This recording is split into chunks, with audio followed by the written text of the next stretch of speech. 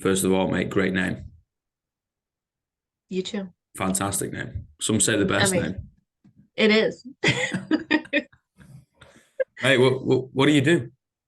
Designing your life. I mean, we can jump straight into it that Yeah. in that way if you want. Yeah. And I don't think most healthcare professionals will talk about somebody designing their life, Mm. but I absolutely feel like it's crucial to your health and to your overall wellness when you have control over your life and what you're doing with it and not having to answer to somebody else or live by somebody else's schedule, because how much of that of doing that is killing people, literally how much of that lifestyle is killing people and having them neglect their health or um have standards that are way below what they need to be for themselves. I'm not cool with that. I don't vibe with that, and that was something that I changed for my life and that anybody can absolutely change for themselves. Um, so yeah, I always like to say, I don't look like your traditional doctor, and I definitely don't practice healthcare in a traditional way. I don't talk like a traditional doctor. I don't do anything in the traditional sense, but I think that's what is so absolutely needed when it comes to our health and our wellness, especially with women today. I specifically focus on women, but a lot of the themes, a lot of the things I talk about, are for men or for women. But when it comes to our health, we need to change things up. We're still getting the same physicals that we got when we were 5, that our parents got when they were 5, that their parents got. What are we doing when Mm. it comes to that? There's so much improvement that can be made when it comes to healthcare and personalizing healthcare, and that's really what I strive to do with my practice. With my private practice, I don't go through insurance. I do everything on my own. It's very much an investment. It's for people that want to invest in their wellness, in their bodies, in their futures, and we don't play around. And I think there's so much that we can leverage when it comes to technology, when it comes to advancements in health, but also going back to the root of things and going back to nature and allowing our bodies to heal themselves and really tapping into our own ability to heal through food, through activity, through muscle. Right, muscle is medicine. Doing all of those things, just cutting all that shit, that noise out of there, and getting away from all the medications and the poisoning our bodies, and just looking back to food as medicine, just getting back to the real shit. That's what I like to do. Back on the medication, right? Like Hmm. it's scary how much people Hmm. take these days. Absolutely. It is fucking frightening. Like I remember learning the definition once you start embarking on this like health and fitness coaching type thing. You're like, okay, what's the Hmm. definition of health? And they said it was the absence of disease. And you're like, wait, hold on a Hmm. minute. If I've not got a disease, I'm classed as healthy. That doesn't make any sense. Like that means I'm like Yeah. slap bang in the middle of the road. Yeah. So, well, that's a pretty low like barrier of entry, right? Like there's a Sure pretty low is. starting point. Like how are we supposed to be able to progress, thrive, like build? It's Hmm. uh it's a funny thing. Yeah. And most of healthcare right now, it's not healthcare, it's disease care. It's Mm. maintaining people's illnesses. It's keeping them on medications for the rest of their lives. And I like to use type 2 diabetes as a great example. All these medications we had and insulin is not curing nobody's diabetes. It's not curing lowering anybody's A1Cs. It's not getting rid of the inflammation. It's not healing anything that is associated with type 2 diabetes. It's just maintaining your your requirement to have it for the rest of your life and get more and more medications, more and more insulin, higher and higher doses. It's not doing anything. And in the process, you're just destroying your own pancreas, you're destroying your kidneys, you're destroying your liver, you're destroying all kinds of other parts of your body from these medications. What started you on this journey, mate? Um, me being really fucked up and sick myself was it. And actually when so I've got 3 kids. I've got an 8, well, almost 19. Actually, my son's almost 19 now. 16 and 6. And when I had my 6-year old, I went into heart failure.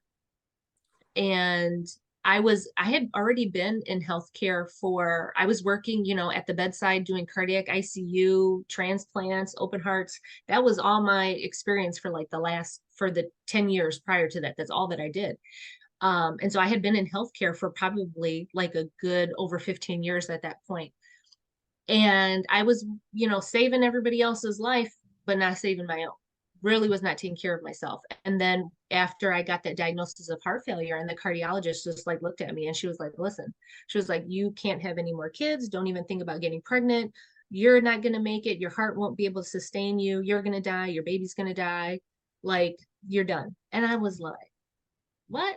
Like that literally was my like rock bottom right there. Because at that point I was like, Alex, what have you allowed to happen to yourself? What have you allowed to happen to yourself where now you're at this point where your fucking heart is failing? The doctor's telling you no more kids. I had always, me and my husband had talked about having more kids. You know, you can't have any more kids.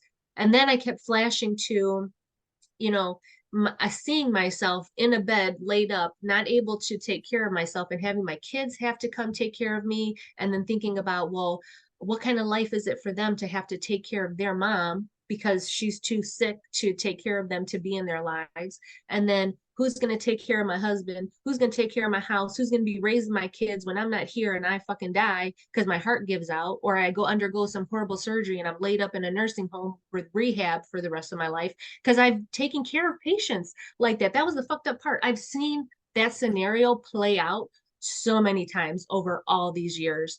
And it didn't hit me until then when she told me that's literally where I was headed, unless I decided like right then and there to fucking be accountable to myself and to decide that I needed to change every single thing about myself, every single thing. That was really the moment where I took control. I was like, this is not going to be me. I'm going to change my life. I'm going to save my life. Took control, took accountability, right? I think that's what Mm-hmm. most of us are lacking. We like to point a lot of fingers, like to say it's their fault. It's such and such's problem. I don't know. Right. It's our fault and it's our problem. The only Yeah. person who's going to get out of bed in the morning is your own 2 feet. It is the person stood staring back at you at the mirror. Like it is that person. You've got to talk to that one. You've got to Mm-hmm. cause the change with that one. You got to wrestle with that one sometimes, right? Or Yeah. sometimes you got to change that one because Mm-hmm. we're all just products of our own habits. And sometimes we got to change those habits. So my question is, where did you start? Oh, so where I started was that whole accountability, self-awareness, insight part. And so if you kind of follow my content or anything, you might see Spice wrote places, or in my tagline, I'll say for a balanced life, just said Spice. Or if I'm talking about things, I'm like, well, let's spice it up. Let's not be basic. Let's spice it up. Well, Spice is actually my signature method, like the framework that I created, um, that I really used on myself. And I had just made a post about this the other day because, when I go on Facebook, all my memories start popping up. Mm. And every time a memory pops up, it's a video that I've done, because I've been making videos and live streaming for like years now, for almost 4 years now. And so back then I was making videos kind of like documenting my progress of how I was healing myself and the things that I was doing. And so every time a memory would open up, it was a video that I had made in the past. But it was all of these things are how I created Spice. And so it's like the framework that I use. It's very holistic. So the S stands for spiritual. So these are all dimensions of wellness that I worked on myself, and that kind of what I identified in all the patients that I had over all the years. Our spiritual wellness. P is for the physical. I was for insight. C is for career, and E is for emotion. So looking at all those different dimensions of wellness and how they impact each other. And for me, it was the I, and that's why it's kind of in the middle, because it's like the anchor. It's like the starting point that holds all the other parts together. It was the insight. It was the self-awareness. It was my intuition. Yeah. It was tapping into that and strengthening that. And that's really where I started. Again, the accountability, that this is nobody else's fault but your own. Taking full ownership of that shit, acknowledging it, and deciding to do something about it. That was the hardest part. And I continue to work on it every single day. Absolutely. But that was where I really started, that it's nobody else's fault. except for my own, because I'm the one who controls what I put in my mouth, what I put in my brain, what I put in my heart, what I'm putting into my soul, my spiritual wellness, all of that. It's on me. So I needed to take accountability for that because I was one of those people that fucking blamed. I was very much a victim, blamed everybody else, never wanted to really take responsibility. And it showed because I was fucked up. I was really, really sick. Why do you think so many people struggle with that?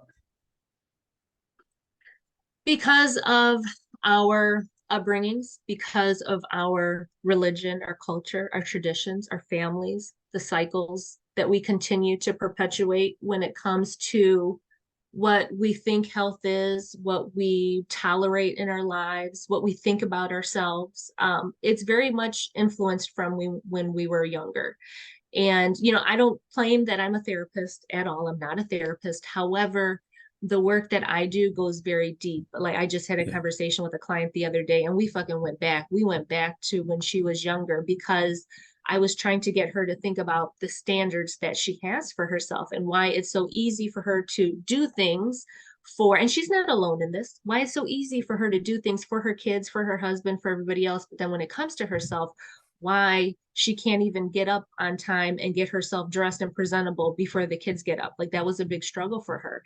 And we went way back to her childhood, and it all went back to standards that she had for herself and how she really didn't have standards because it came back to a lot of self-worth and a lot of trauma that she experienced. But like we went Mhm. fucking deep in this conversation.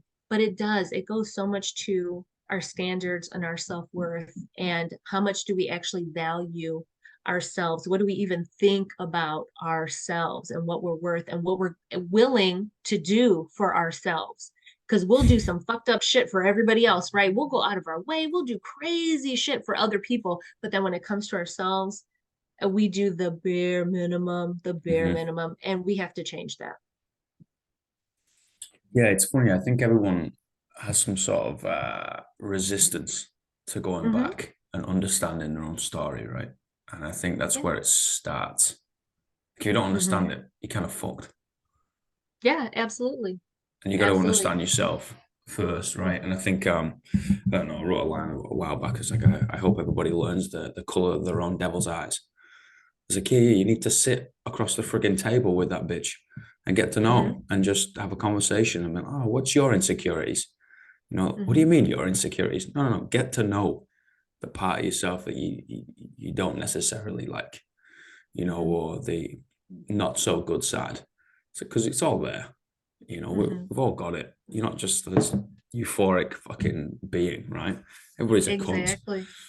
So Exactly. you've got to learn that thing, and then you can start to hopefully pave steps going forward in the right direction rather than circling Mm-hmm. around and spinning your wheels. Yeah. So can I ask you, Of have course. you, because you're fit, honey, you got the lifestyle, like and this is what you teach also. Did you have that moment, or can you share anything about like where you had that conversation with yourself? Uh, I was kind of lucky in a way Oh yeah. because I fell into like lifting weights and before that it was sport and fitness and stuff Mm-hmm. to just deal with shit.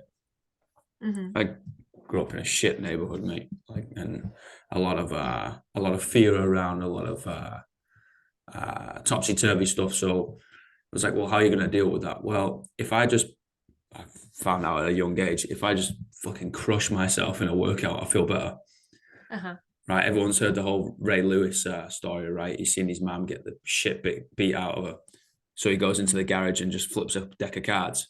And it was a jack, and you do X amount of push ups, and you flip it again, you flip it again, and you flip it again. And eventually the pain in your gut goes away. And because it fucking translates to your arms or your legs or Mm-hmm. whatever, right? And you get so tired, you kind of pass out on the floor, you wake up and you go again.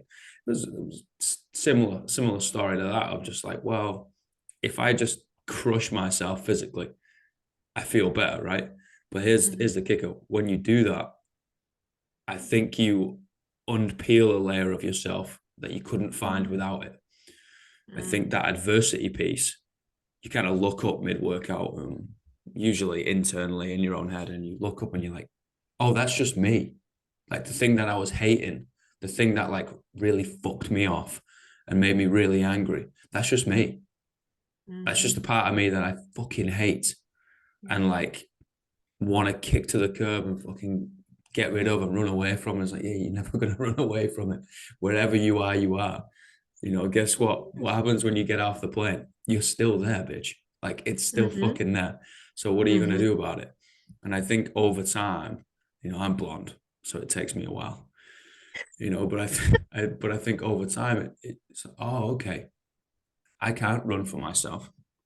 Yeah. I can never kill that part of me.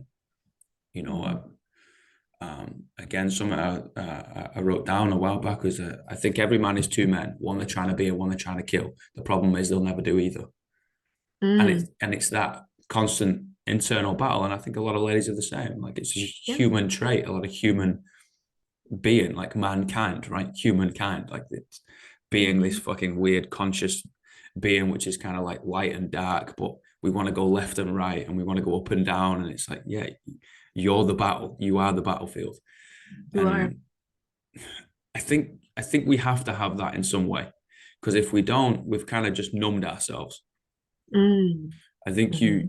you have to at least acknowledge it and Mm-hmm. understand it, and I think that also quiets the voice a little bit. So then it's a voice of reason and maybe a different perspective rather than a battling one, right? So it's like, oh, okay, cool. I'm going to sit in that environment for a while, and then that energy will subside because then I burn it, and then we can actually be logical human beings and okay, let's go this way because it's probably the best way. Yeah. You know, I love but that. Thank you. yeah, probably just training.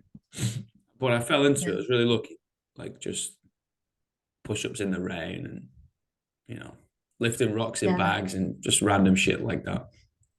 Yeah. I think it's incredible too when you start becoming more physical with your body and you're able to actually see what your body is capable of. So like I know for myself, when I started doing like Pilates and yoga, Mm. I was like looking at the teacher and I'm like, there's no way that I'm gonna be able to move my body like that. There is no way. And the next thing I know, I'm like doing all these different poses. And it was such a great feeling to be able to do those because I looked at her and I was like, I can't, there's no way. But then next thing I knew, I'm doing it. And it's such an amazing feeling when you have sort of like that mastery, that control over yourself, when so much shit would feel like not in your control. And I think that was a huge part of changing also, was always feeling like powerless and like, oh, I can't control anything and all this shit's happening Yeah, to me. It's like, no, you actually do have a lot of control. And I think that helped to like kind of harness that and help me develop that a lot more. Was just simply was simply doing that. Do you find that for yourself as well? yeah, 100%. You know, Yeah. a member asked me the other week, I said, Coach, why do you train? And I said, Mhm. uh, to keep the devil on the other side of the door and to remind me that it's locked from the inside. Yeah. Right. I was like, I have the Yeah. choice whether I keep that bitch on the other side or whether I let it in. And I have the privilege of seeing it every day with folk come through the door. It's like, I have the conversation with them every fucking day. Okay, shit has hit the fan. The fuck are you gonna do about it? Right. What do you want me to Mhm. come around and wipe the tears off you? Like it's not gonna happen, guys. You've got to do something about it. What are you gonna do? You know, and Right. then inevitably with the nature of physical adversity, exertion, and stuff, like the barriers get pulled down, right? It's fucking difficult whether you're holding a yoga pose or whether you're fucking Mhm. going for a run. It doesn't matter. It's difficult. It's all hard shit. And you're like, right now, let's get into the nitty gritty. I was like, what do you mean, Mhm. coach? I was like, yeah, why did you come in dragging ass? Mhm. It's like, oh, I don't, it was just a rough day. I was like, don't bullshit me Yeah. because you're just bullshitting yourself. So, like, why? Now is the time. We had, again, I've had the privilege of having a lot of people come through who might be struggling with some high amount of social anxiety or Mhm. anger management and a lot of like adolescents.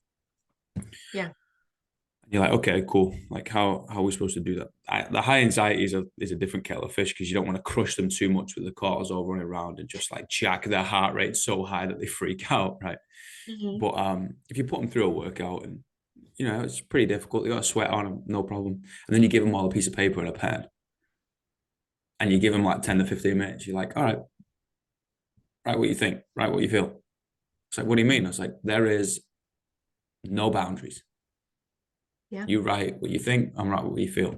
And people are so much more open post workout than they are pre workout Ooh, yes. because they've just faced themselves for 20 minutes, 60 minutes, and they've brought that barrier down, that kind of facade of like, I'm going to stand up tall and I'm just kind of like shield myself and like, nah, fuck the world. I'm a hard motherfucker. I was like, yeah, okay, cool. Well done, Jeffrey. But like the world's gonna break you, mate, and you also have to be open to that, because if you don't, it will fucking kill you. Mm-hmm. So you got to decide. You've got to be able to change and mold in the middle and break on the bit on the ends and drop a little bit off and then add a little bit on. It's just clay, right? We're supposed to Yeah. be warm and malleable rather than fucking hard and cold. So usually, if you just kick the shit out of them with the workout, and Mm-hmm. then you give them a pen, some magic thing happens. Yeah. You just gave me a great idea to do with my clients is to have them because I do a lot of work with like the reflection, and I do it kind of in some different ways. But I was doing like once a week, when they would do like their photos or their measurements or their weight or whatever, I would have them sort of do like a reflection type video for me. But I like your idea of Mm. the post workout, like, so what's coming up for you? Like, how are you feeling? Like, I like that. I think for some of my ladies, that would be really great for them. I like that idea. Oh, I love it. Jump in, like try it. Hmm. You Yeah. know, I find a lot of people are more articulate Mm. and they're at Hmm. least closer to the epicenter of the problem. Hmm. Pre-workout, fucking hell, like just taking myself for example, I have no idea what the fuck's going on. Right. Right, all I know is Yeah. I need to go into the gym. I need to have a scrap. Yeah. I need to put some weight on my back or pick it up from the floor that feels like it wants to break me.